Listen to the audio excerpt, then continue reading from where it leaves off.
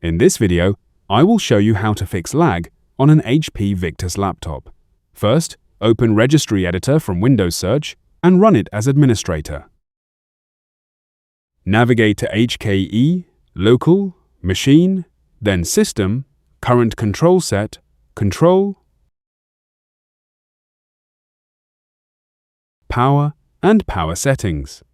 Open the required folder, find the Attributes file, and change its value data to 2. Click OK.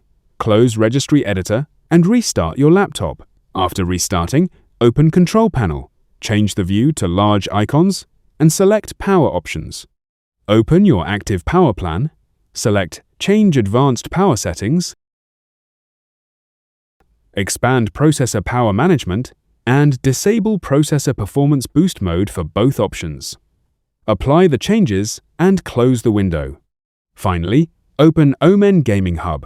Select your Victus laptop, go to Performance Control, choose Quiet Mode, and set the fan speed to maximum. If you found this video helpful, subscribe to our channel.